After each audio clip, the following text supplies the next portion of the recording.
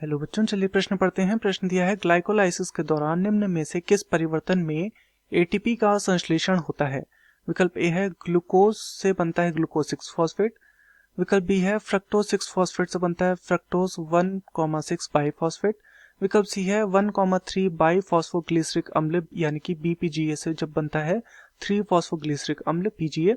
तथा विकल्प डी है उपरोक्त सभी। तो हमें यहाँ पर बताना है कि इनमें से कौन सी जो प्रक्रिया है उसके दौरान यहाँ पर एटीपी का संश्लेषण होता है, अर्थात इस प्रश्न की जो मुख्य अवधारणा है, क्योंकि ये सभी प्रक्रिया किससे संबंधित है, ये सभी प्रक्रिया या ये सभी चरण हमें देखने को मिलते हैं ग्लाइकोलाइसिस में।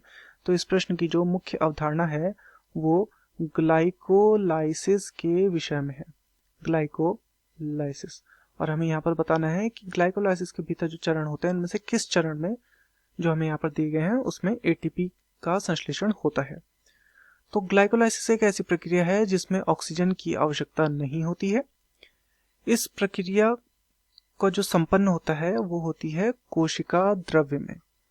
ग्लाइकोलाइसिस की जो प्रक्रिया है ये कोशिका द्रव्य में संपन्न होती है तथा इसमें जो उत्पाद प्राप्त होता है, उत्पाद जो है इसका ग्लाइकोलाइसिस का वो है पाइरुविक अम्ल।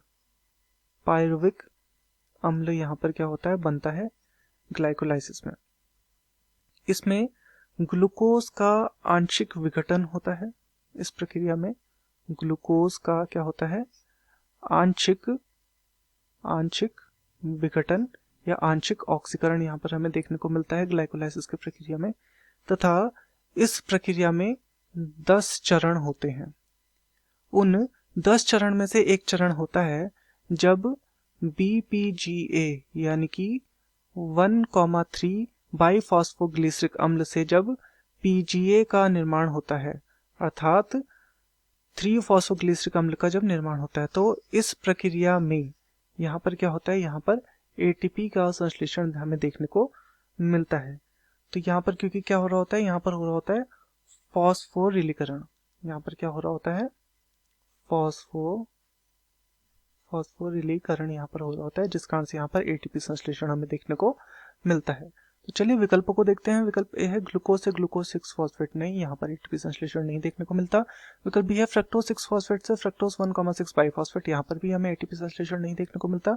विकल्प सी है बीपीजीए यानी कि 1,3 बाईफॉस्फोग्लिसरिक अम्ल से पीजीए यानी कि 3 फॉस्फोग्लिसरिक अम्ल, बिल्कुल इस चरण में हमें एटीपी संश्लेषण देखने को मिलता है। तथा विकल्प डी है उपरोक्त सभी। तो ये सभी में हमें एटीपी संश्लेषण देखने को नहीं मिलता। अतः दिए गए प्रश्न का सही उत्तर होगा विकल्प सी। मैं आशा करता हूँ आपकी यह समझ में आया होगा। धन्यवाद।